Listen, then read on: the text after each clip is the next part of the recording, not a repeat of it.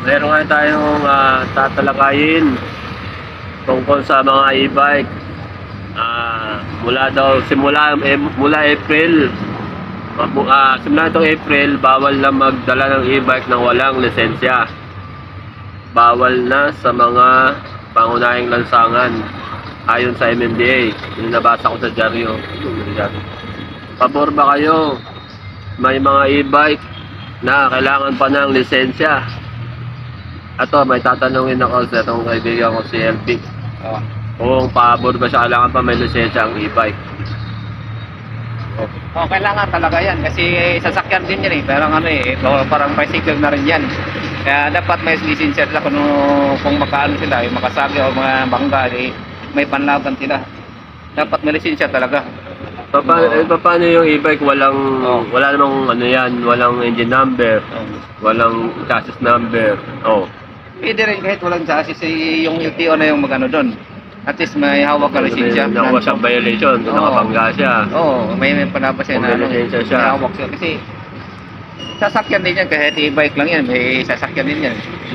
Sabi nga, nakakastorbo sa daan. Kahit hindi marunong kahit na elementary, pwede magdala ng e-bike.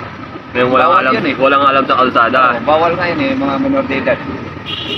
Dapat may lisensya talaga. Huwag na lang paggamitin ng minor de edad.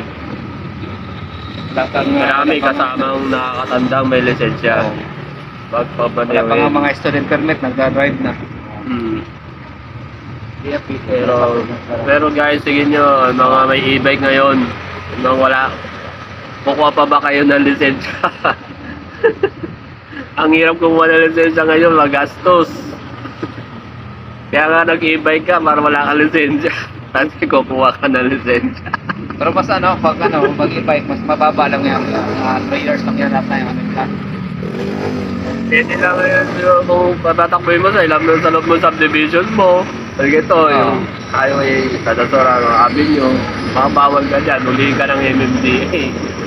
Basta uli ka. Kaya, congressional. Basta dapat may bike lane. Doon ka lang sa bike lane, huwag ka sa gitna. Bike pa rin. Ito kasi yung iba nating kalsada masikip, walang bike lane. Yung maluluwag na kalsada, may bike lane. Di ba? Comment lang kayo. Comment na kayo guys kung anong masasabi nyo, e-bike may lisensya. Di wag ka na mag-e-bike, mag-motor ka na lang. May lisensya ka na. Tama rin. Ano ka talaga sa motor? Kaya magagamit mo lang yan sa looban. Pwede ilabas may mga sakyan. Nasa website ng MMDA yung mga bawal na kalsada doon mo makikita kung bawal ka dyan, kalsada na yan, hindi ka pwede yung bumaybay, hindi ka pwede dyan. Nakalagay doon tignan nyo kung saan mga bawal ang kalsada, bawal ang e-bike. Makikita nyo sa website ng MMDA. Babasa ko lang ng pagkari kahapon. Comment na lang kayo guys kung anong masasabi nyo. Follow and share Papa Sam TV. Yeah, tama. Just follow me and subscribe my channel. Papa Sam TV Vlog. Papa Sam TV Vlog. Thank you guys. Bye-bye. Thank you for watching.